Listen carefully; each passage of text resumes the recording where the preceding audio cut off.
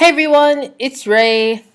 So I just, I feel like I don't know even know where to begin. Because this is something that I have seriously never thought I would make a video about. Um, a white woman has been outed as living as a black woman for I think the last 20-ish years. She's also a director in Washington of the NAACP. Um, and there's just so many things and feelings that I just can't. I don't even know where to start. So, first thing I will say is Black Twitter is just on point. So Black Twitter started this week by getting racists fired. So essentially, the McKinney video from Texas that surfaced, where a cop violently throws a black girl down and places his weight on top of her body. He like that video surfaced, and the white woman who decided to fight black students and call them names and tell them to go back to their Section 8 housing, they got fired because of Black Twitter. And Black Twitter is now ending the week by starting an entire hashtag about this woman, Rachel, who has lived her life as a black woman. So I just wanted to read a few things from Black Twitter because the hashtag is called Ask Rachel, and it's essentially like asking her like comments about like things about like black culture that like black people would know, or like the assumption that black people would know. So the one that I really want to read that I think is funny and that I often use is it's 7 o'clock on the dot. You're in your what? A, crop top. B, pop lock. C, drop top. D, hopscotch. Hashtag Ask Rachel. This is another really funny one. President is black as A, Lambo is to blue. B, governor is to white. C, apple is to red. Ask Rachel. This is another really funny one. What do black people do on a Sunday afternoon after church? Trick question. Church ain't over. Yeah, so Black Twitter just has zero chill, which is like so important and so funny and so useful. Oh my god, this is another really funny one. Say you are 17 years old. The event allows for discount for children under 15.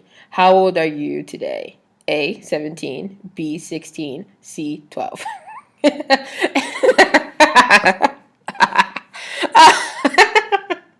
Okay. So that's one. Two, I just feel like this woman is like the embodiment of when white people are talking about how sassy they are, or any emotion, let's be real, and they post a gif of a black woman. I feel like she's the embodiment of that. Three, here I was living my life, just existing and carrying on the world and complaining about people such as Iggy Azalea and Katy Perry and Miley Cyrus and Malcolm Moore. And for 20 years, this woman has been Malcolm Mooring life. Like she has Malcolm Moore before Malcolm Moore was a thing. Like the level of I can't is so high. Like my inability to can is so real because this woman has seriously just been like, I'm gonna be black. Like, I'm gonna be black. And she wasn't like, oh, like, I'm gonna do black music. She was just like, I'm just going to be black. Like, I'm gonna go to Howard. I'm gonna learn Africana studies. I'm gonna run the NAACP. Like, watch me be black. And I'm like, okay. So this woman has been Malcolm Moore in life before Malcolm Moore. And then for, like, the most important thing, I need us to stop comparing this to trans identity. So a lot of people would come up talking about transracial. I know transracial in one context, and that is transracial adoptees. And that is for people who do not identify as the race of their adoptive parents. Often this looks like white folks who adopt children from Africa and Asia, right? So that's how I know transracial. But it's always in that phrase of transracial adoptees. This transracial identity, this idea that we can just change our race, No, no. One, the reason why I'm saying no is because I can't walk up into any place and be like, yo, I'm white, so give me all that privilege. I would love to reap the benefits of being a transracial white person, such as not being shot by cops all the time, not being stopped by cops all the time, not being profiled, not being asked for two different IDs when I go places, not being stopped by TSA, not having people pat down my afro. Let's say I'm trying to think. Oh, getting like good loans from banks, getting jobs. Like I would love all of that transracial privilege, but I can't have it because transracial identity is not a thing. Secondly, it's just the thing about being a transgender person is that you transition, or you claim identity in a way to feel authentic, right? You want to be authentically who you are. That's what this is about. That woman was not trying to be authentically black. She wasn't saying, oh, I think I'm black and I want to connect to that. She was saying, oh, I really like black culture. I'm going to appropriate that, right? And I think it's important for us to recognize the difference. And I want us to like to give a story because I like telling stories. So I have an older sister, and like all of my older siblings, my sister has a son. Her son is a great child. He's currently 9. Actually, that's a lie. He's a devil. But he's currently 9, and for a while he lived with me. He lives with me. So he lived with, well, not me. He lived with my mother, and I lived in my mother's house. Is a better way of looking at that. While my sister went abroad to Korea. She was gone for like roughly 2 years, and her son really, really identified with and appreciated puppy culture. He loved everything about puppies. He loved them. He loved the places they lived. He thought he would like their food. He wasn't sure. But he like loved puppy culture. And for a brief time, a very, very brief time, he tried to be a puppy. He would put his food on the floor when he ate. Whenever he would get angry, he would bark. He would crawl around pretending to run as a puppy. As a younger child, not living with me, because we didn't have pets, but his parents had a dog. As a younger child, he would hang out in the cage of his puppy. Like he really wanted to be a puppy, and he strongly identified with that, right? He just loved he just loved everything about puppy culture. He just was like, I need to be part of this because it's who I think I'll be happy. I'll be happy if I appropriate puppy culture.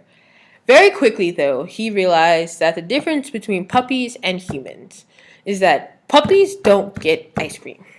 So he was very quickly like, peace, I'm out, I'm done, I'm leaving this culture behind. I want some ice cream, and stood his ass up and walked to the kitchen and got ice cream. And that, right, and that is the difference between what Rachel is doing or did, or I don't, maybe she's going to carry on the story, but she's actually black. I don't know how one moves on from this, to be real. Maybe she could just say her parents are lying. Who knows? But my nephew, right? She has the option of opting out of this culture or being kicked out of this culture because it's not hers, right? It's something that she has appreciated and wanted to consume. My nephew wanted to consume puppy culture the way that Rachel wanted to consume black culture. And it's important to recognize the difference, right? She's not trying to be authentically herself. My nephew wasn't trying to be authentically himself. He was trying to consume culture. She did consume culture, right? As where trans people are about living authentically in genders that were not assigned to them at birth, right? For some people, that means transitioning to what we have defined as an opposite gender. For other people, that is living within genders that our society has yet to conceive of completely or to recognize completely, such as like people who are genderqueer and non-binary, right? So this is not the same thing. because it's based in authenticity. Some people want to be authentic, some people want to appropriate, and recognizing the difference in those two things is like so important. Um, my last point though is this is just so outlandish. Like it is possibly the most ridiculous thing ever I have ever like had to like witness, hear about, learn about. And it's the kind of thing that my Muslim best friend does this thing when stuff stresses her out. I feel like this is something, or like something is just ridiculous. I feel like this is something that will fall into that category where she goes, "Ooh, I'm gonna need a whole lot of Jesus." I'm just like, "You don't believe in Jesus though," and she's like, "I know, that's the point. Like, I have pushed past alcohol, and I'm just on to hoping for another religion's savior to save me." Right? And that is how I feel about Rachel right now. I'm gonna just need a whole lot of Jesus.